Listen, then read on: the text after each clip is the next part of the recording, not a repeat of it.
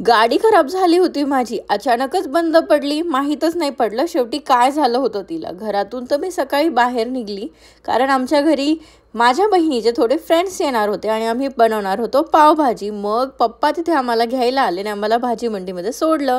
मग गाठी घ्यायला कसं विसरणार, आज होळी होती म्हणून पहिले गाठी घेतल्या आणि बाकीच्या सगळ्या ग्रीन व्हेजिटेबल्स घेतल्या फ्रेश. आणि तुम्हाला शॉर्ट व्हिडिओमध्ये सांगितल्याप्रमाणे झटकाफट पावभाजीसाठी मी घेतले टमॅटो, कांदा, फ्लावर, पत्ताकोबी, शिमला मिर्च आणि आपली कोथिंबीर, ज्याच्याशिवाय माझं काही कामच होत नाही. ते सगळं आपल्याला छोटे छोटे पीस मध्ये कट करून घ्यायचं आहे आणि लगेच गॅसवर कुकर ठेवायचा आहे. चिमणी नसली तरी पावभाजी बनते. मी जस्ट शो ऑफ साठी व्हिडिओ घेतलेला आहे हा. मग गॅस चालू करायचा आणि तेवढ्यातच माझ्या बहिणीचे सगळे फ्रेंड्स आले आणि तनुजा स्पेशल व्हिडिओ मध्ये यावा म्हणून आली होती मला भेटण्यासाठी. पावभाजी बनवायला तर तसा खूप टाइम लागतो, बट कुकर मध्ये जर बनवली तर खूप झटपट पावभाजी बनते. पहिले तर मी एक कढई घेतली आणि गॅस ऑन करून त्यामध्ये पाणी टाकलं, कारण आपल्याला सगळ्या व्हेजिटेबल्स बॉईल करून घ्यायचे आहे. आणि पावभाजी मध्ये सगळ्यात महत्वाचं असतं तर ते वटाणे. आमच्या घरी हे कायम अवेलेबल असतात, कारण माझ्या बहिणीची पावभाजी म्हणजे सगळ्यात फेवरेट डिश आहे.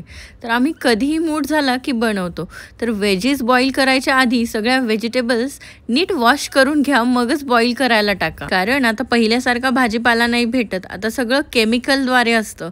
सो नीट वॉश करून बॉईल करून घ्यायचं आहे. इकडे हे बॉईल होईपर्यंत मी कांदा आणि टमॅटो चॉप करायला घेतला आहे, कारण आपल्याला कुकरमध्ये करायचं आहे. पेस्ट केली तर सगळं तेल ते ऑब्झर्व करून घेतं मध्ये, सो पावभाजीला तेलच उरत नाही. म्हणूनच मी कांदा आणि टमॅटो अशा प्रकारे बारीक करून घेते. इकडे याला उकळी आली आहे आणि कुकरमध्ये ही तेल टाकलेलं आहे.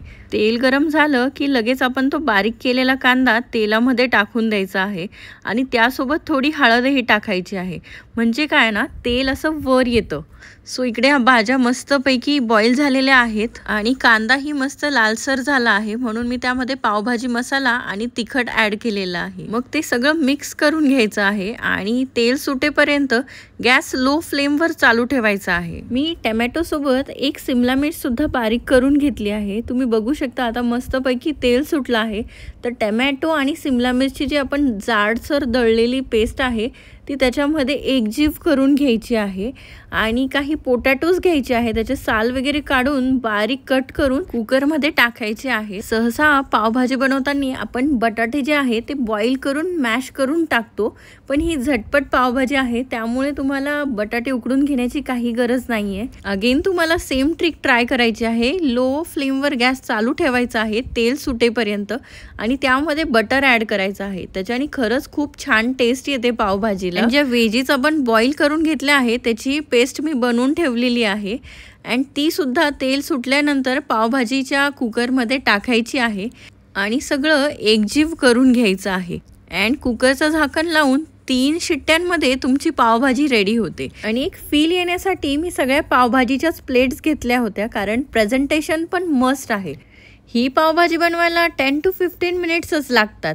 मग तुम्ही कधी बनवताय कमेंटमध्ये नक्की सांगा आणि टेस्ट पण.